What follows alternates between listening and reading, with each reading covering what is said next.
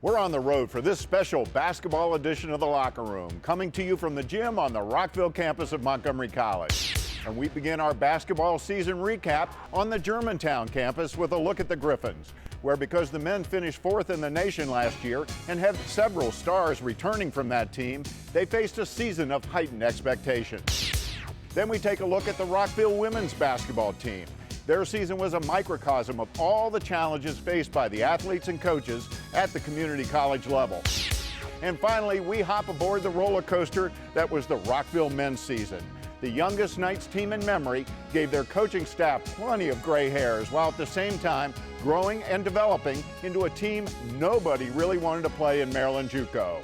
All this and more on the latest edition of The Locker Room, starting now.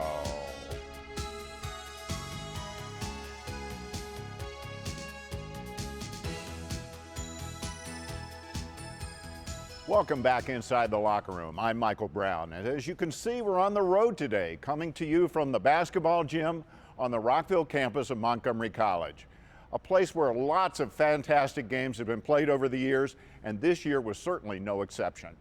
And it's appropriate that we're here today because this edition of the locker room is all about basketball. We're going to be taking a look at all three teams from Montgomery College, beginning on the Germantown campus, where the Gryphons discovered that expectations are sometimes a cruel master. They can be unfair and controlling, they can create stress or anxiety, or if handled with dexterity and aplomb, they can be motivating. The Germantown basketball team faced the expectations monster head on this year, and justifiably so. After all, last year the Gryphons finished fourth in the nation after winning the Region 20 and district championships. And this season, they returned 5-star players from that great team. Let's take a look at how this season of expectations played out. Even though they had a strong team returning this year, it shouldn't be overlooked that they lost 3 great leaders to graduation from last year's championship team: Tariq Ugda, Nick Sefcek, and Tyrone Roach. But despite the loss of these 3 true stars, head coach Xavier Joyner, as always, set big goals for his team. I expect a national championship. I expect us to win a national championship. And the reason I say that is that we have sophomores who experienced the whole process of winning winning a Region 20 championship, progressing on to winning a district championship, and then progressing on to winning 2 out of 3 games at the Nationals. And his returning sophomores echoed his optimism. We have all the weapons. We have bigs, man. We have size down last year. So I think this team this year we will do more than we did last year. And this healthy and justified optimism continued to ramp up expectations. And the talent on this team also added fuel to the expectations fire. Mitchell Dudley, returning sophomore, rebounder, provides the brute strength for our team. Dave Carlson is our strongest, best athlete on the team. He's a guy who can get up and down the floor. I like to call him a racehorse. Robert Pettis is another returning sophomore, very steady guy. Pettis is one of the, I call him like instant offense. I mean, he can put up a lot of points in a short amount of time. Brandon Sims is a returning sophomore, the Mighty Mite. He can really get up and down the floor. He is the head of our team. I mean, with him we go. I mean, if he falls off, team possibly falls off. I mean, he is just the heart and soul of our team.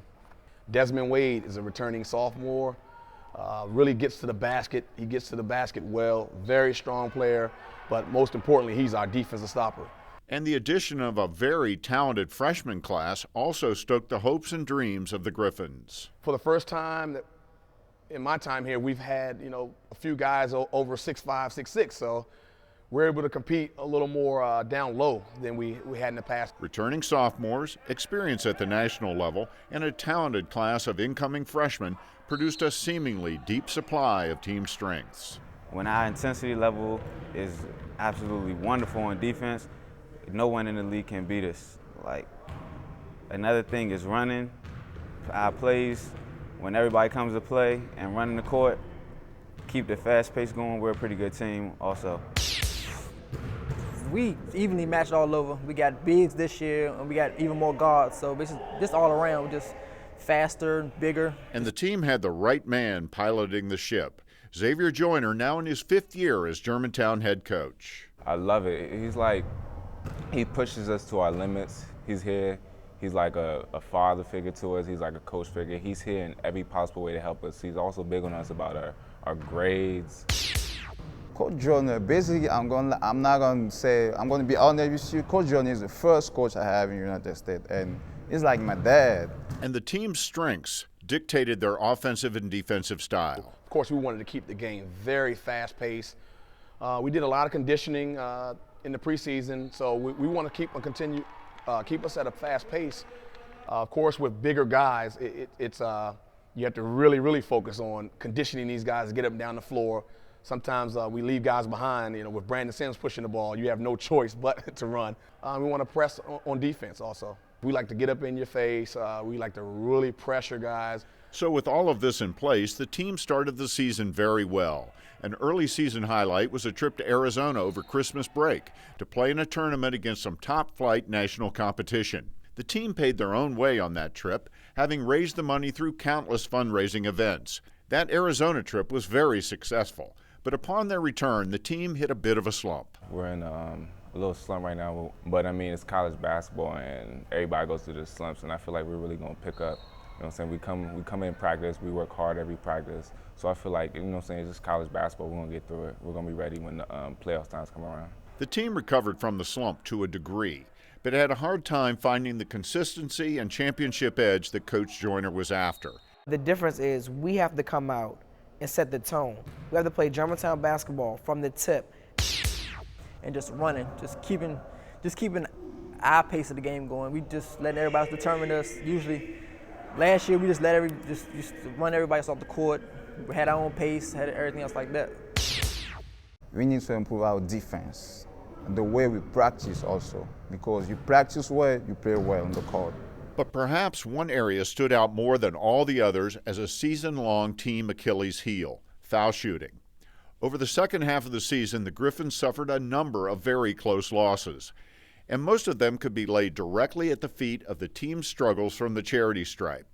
They lost to undefeated Cecil by just 6 while missing 13 free throws, and they just missed upsetting Maryland JUCO champions Allegheny when they missed 14 from the line. Free throws can often be more a psychological part of the game than a physical one. And head coach Joyner believes his team tried a little too hard from the line, making constant adjustments to try and solve the problem. But despite the foul shooting woes, the second half of the season also featured big wins over PG Community College, Frederick, and longtime rival MC Rockville. These wins gave the team confidence despite their uneven second half play going into the Maryland JUCO and Region 20 playoffs, with a trip to the Nationals in the balance. Sometimes you have some laps, but you can be very good all the time. Like good team like Celtic and NBA, sometimes they lost the game, but it depends on how you bounce back after the loss. But I think we have pretty good chance this year to win the championship. But apparently it wasn't meant to be.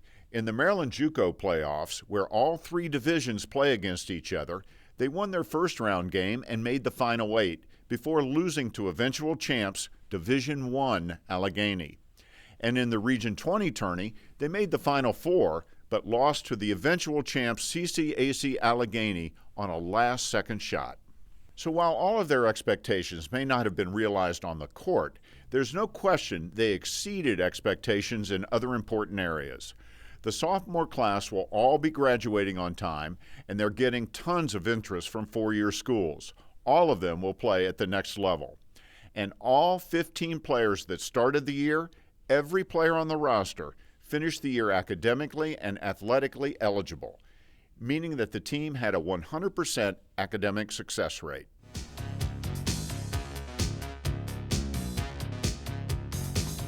A lot to be proud of there for the Germantown Gryphons and their head coach, Xavier Joyner.